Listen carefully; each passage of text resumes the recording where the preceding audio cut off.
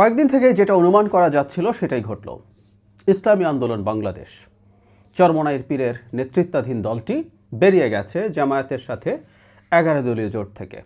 এখন জামায়াতের নেতৃত্বে 10 দলীয় জোট হয়ে গেল। ইনফ্যাক্ট গত কিছুদিন থেকে যে ঘটনা ঘটছিল তাতে এটা মনেই হচ্ছিল আরেকটা দল বেরিয়ে যেতে পারে, এই প্রবাবিলিটি খানিকটা দেখা গিয়েছিল। সেটা হচ্ছে বাংলাদেশ খেলাফত মজলিস, যারা মামুনুল হকের নেতৃত্বাধীন, সেটা থেকে গেছে এখন পর্যন্ত। কিন্তু ইসলামী আন্দোলন বাংলাদেশ বেরিয়ে গেল। এটার ইম্প্যাক্ট কী হবে এই জোটের ওপরে, নির্বাচনের ওপরে, বিএনপির ওপরে কী হবে, এইসব নিয়ে একটু কথা বলতে চাই। আগে অন্তত এই জোটে বিশেষ করে জামায়াতে ইসলামীর জন্য ব্যাপারটা কেমন হলো সেটা একটু বোঝা দরকার। তবে যেটা হয়, একটা যুদ্ধে কেউ পরাজয় স্বীকার করতে চায় না। জামায়াতে ইসলামীর অ্যাক্টিভিস্টদেরকে গতকাল থেকেই দেখছি ইসলামী আন্দোলন যদি নিচ থেকে বেরিয়ে যায় সেটা জামাতের জন্য বেস্ট অপশন মনে হয়, তারা ভাবছেন এবং প্রচুর গালিগালাজ করছেন। এবং জামায়াতে ইসলামীর আমির এই ব্যাপারে সতর্ক বার্তাও জানিয়েছেন। এটা নিয়ে একটু আলাদাভাবে কথা বলবো অন্য কোনো ভিডিওতে। যাই হোক, ইসলামী আন্দোলন একটা সংবাদ সম্মেলন করেছেন গাজী আতাউর রহমান সাহেব। ওনার সাথে আমি টকশো করেছি, ব্যক্তিগতভাবে চিনি, খুবই সজ্জন মানুষ কথাবার্তায় আলাপে। তো তিনি একটা সংবাদ সম্মেলন করলেন, সেখানে তাদের কারণগুলো তারা ব্যাখ্যা করেছেন। মানে আমাদের প্রাথমিকভাবে আমাদের সামনে কারণ হিসাবে হাজির হয়েছিল আসন সমঝোতা। পত্রপত্রিকা আমরা দেখেছি যে ইসলামী আন্দোলন বাংলাদেশ প্রথম 100টা সিট চেয়েছিল, পরে সেখান থেকে কমতে কমতে তারা 50-এর বেশি সিট শেষ পর্যন্ত তারা চেয়েছেন।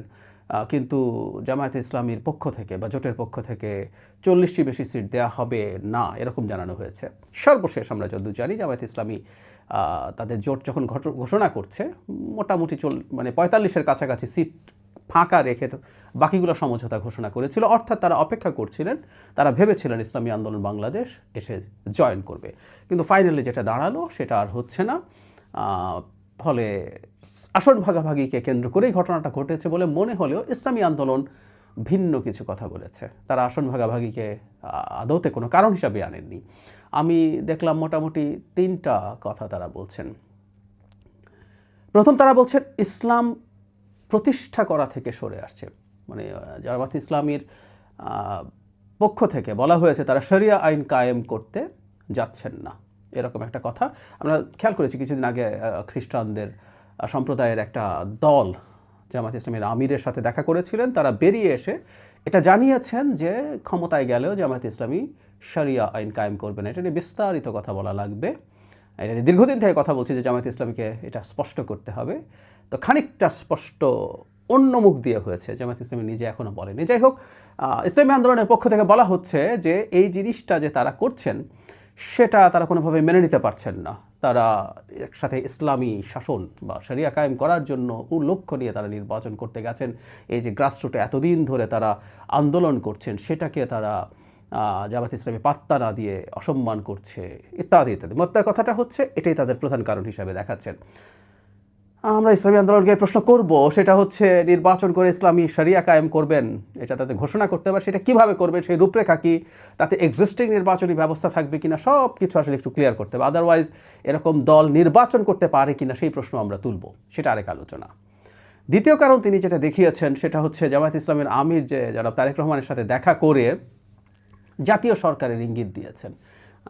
জনাব আতাউর আরও স্পষ্টভাবেই বলছেন যে জাতীয় সরকারের ব্যাপারে স্পষ্টভাবে বলছেন। ইয়াস, এটা সো ক্লিয়ার। আমি এটা নিয়ে একটা ভিডিও করেছি যে এই ইঙ্গিত না, এটা স্পষ্টভাবেই বলে দেয়, গায়ে পড়ে নিতান্ত। জনাব শফিকুর রহমান আমির তারেক রহমানের সাথে দেখা করতে বেরিয়ে এসে বলেছেন। তো তখন তিনি বলছেন যে দলটা বিরোধী দল হিসেবে বা প্রতিদ্বন্দ্বিতা করতে চায় ক্ষমতার জন্য, সে যখন আরেকটা বড় দলের সাথে গিয়ে ধরনের আন্ডারস্ট্যান্ডিংয়ের কথা বলে আসে তাহলে তো একটা পাতানো নির্বাচন হতে যাচ্ছে, এটা তার মনে হয়। তাহলে আর এত সব ফাইট করার অর্থটা কি, এই ধরনের একটা আলাপ তিনি যুক্তি হিসাবে দেখাচ্ছেন। এটা হলো দ্বিতীয় পয়েন্ট। আরেকটা অবিশ্বাস্য পয়েন্ট আছে, তৃতীয়। সেটা হচ্ছে জামায়াতের আমির ইসলামী আন্দোলনের আমিরকে তাচ্ছিল্য করেছেন তাদের ভোটের পার্সেন্টেজ দিয়ে, কিন্তু ফানটা হচ্ছে প্রথম আলোর জরিপকে দেখিয়ে তিনি এটা বলছেন। জনাব আতাউর রহমান যেটা বলছেন আর কি, যেখানে প্রথম আলো নিজে কোনো জরিপ করেনি, সে কতগুলো জরিপ করিয়েছিল। তো ওখানে জামাতের 30%-এর বেশি মানুষ জামাতকে ভোট দিতে চায়, আর ইসলামী আন্দোলন 0.1% ভোট পাবে এরকম দেখিয়ে মানে ব্যাকফুটে নিয়ে নেগোশিয়েট করে তাকে কম সিট দেওয়ার আলোচনা শুরু করেছেন। ব্যাপারটা এরকম বিষয় তুলে ধরতে চেয়েছেন। ফানি লেগেছে জামাতের আমির আবার প্রথম আলো দেখাচ্ছেন, মানে জামাতপন্থী জামাতের লোকজন তো প্রথম আলোকে বিরাট শত্রু মনে করে এবং অত্যন্ত ডিসইনফরমেশন টেশন করে বলেই মনে করে, অথচ তারাও প্রথম আলো ব্যবহার করছেন এবং সেটাকে রেফারেন্স হিসাবে দেখাচ্ছেন ইসলামী আন্দোলনের আমিরকে। যাই হোক, এই তিনটা কারণকে তারা দেখিয়েছেন।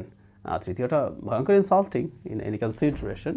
যদি আমি আরেকটা ফর্মুলা দিয়েছিলাম, জামাতিদের একটা মানে প্রতিষ্ঠান আছে, তাদের আরও কয়েকটা প্রতিষ্ঠান মিলে একটা জরিপ করেছিল, সেটার ভিত্তিতে হতে পারত। যাই হোক, এবার মূল কথাটায় আসি, সেটা হচ্ছে ইম্প্যাক্ট কী হবে।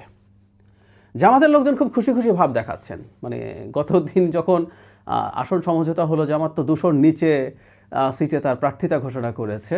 ভাবখানা এরকম যে ইসলামী আন্দোলনকে এতগুলো সিট বা অন্যান্য দলকে এই সিটগুলো ছেড়ে দেওয়াতে জামাতের জোট একটুর জন্য সম্ভবত 2/3 মেজরিটি মিস করে ফেলবে। মানে তাদের অনেকেরই এতটাই দুঃখ লাগছে, কারণ ইসলামী আন্দোলনের তারা বৃহৎ স্বার্থে হয়তো সিট ছাড়ছে, কিন্তু তেমন কেউ জিতে নাও আসতে পারে। জামাতের তারা সবাই জিতে যাবে, 179-র মধ্যে অনেক জিতে যাবে, প্রায় সবাই। আর একটু হলে তারা, যদি তাদের ক্যান্ডিডেট বেশি হতো জামাতে, তাহলে 2/3 মেজরিটি পেয়ে যেত কিনা, এই ধরনের একটা মাতম দেখছিলাম। এবং অনেকে লিখেছেন, আমি তাদের অ্যাক্টিভিস্টদের অনেকে স্ট্যাটাস দেখেছি যে জামাত এই জোট ভাঙার ঝুঁকি নিল না, কিন্তু ইসলামী আন্দোলন যদি নিচ থেকে বেরিয়ে যায় সেটা তাদের জন্য ভালো হবে। মানে তারা এটাকে বিজয় হিসাবে দেখানোর চেষ্টা করছেন। এবং হুইচ ইজ ভেরি ফানি যে ইসলামী আন্দোলন কত খারাপ, তারা শেখ হাসিনার সময় কত সমর্থন করেছে শেখ হাসিনাকে, কত তারা ভারতের লোক, এই আলাপগুলো এখন আবার প্রচুর আসছে। আমরা, এটা ফ্যাক্ট, ইসলামী আন্দোলনের সর্বোচ্চ নেতাদের শেখ হাসিনা এবং আওয়ামী লীগকে তোষণকারী অনেক মন্তব্য পাওয়া যায়, তারা সেগুলো ব্যবহার করার চেষ্টা করছেন, অথচ এতদিন কিন্তু তারা ভালোই ছিলেন। যাই হোক, এটা তাদের বক্তব্য, কিন্তু আসলে কি হবে? আমরা এই জোটটা যখন তৈরি হচ্ছিল তখন ইসলামী আন্দোলনের একটা কনসেপ্ট যে সব ইসলামী ভাবাদর্শের ভোট এক বাক্সে, এটা পরীক্ষিত না। আসলে এটা ফল কি হবে? অ্যাপারেন্টলি মনে হতে পারে যে সব ইসলামী দল যখন একত্র হয় তখন একটা সিনার্জিস্টিক এফেক্ট হতে পারে। আমি আগেও একদিন বলেছি, সিনার্জিজম মানে হচ্ছে, আপনারা অনেকেই জানেন, যারা জানেন না তাদের উদ্দেশ্যে, যে কখনো কখনো 2 যোগ করলে 4-এর চেয়ে বেশি হতে পারে। ডিজায়ার্ড যে ইম্প্যাক্ট দুটো হয় তার চেয়ে বেশি হয়ে যেতে পারে, 5 হতে পারে, 6 হতে পারে।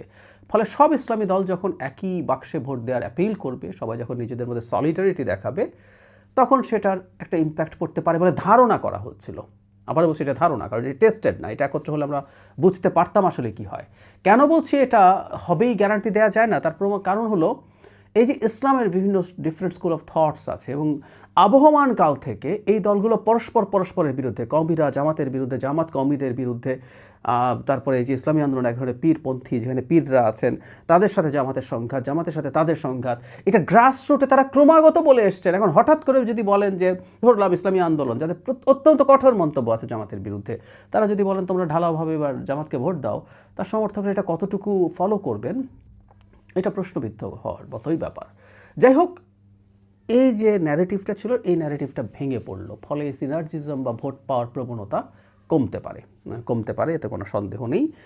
আর বড় বিপদে জামাত যেটা পড়বে সেটা হচ্ছে, ইসলামী আন্দোলন মাঠে এই যে জামাত ইসলাম শব্দটা ব্যবহার করে, কিন্তু সে শরিয়া আইন থেকে সরে গিয়ে শুধুমাত্র ক্ষমতায় যাওয়ার জন্য এখান থেকে সরে এসছে। ইনফ্যাক্ট জনাব আতাউর রহমান এটাই বলেছেন যে ক্ষমতা যাওয়ার জন্যই করছেন।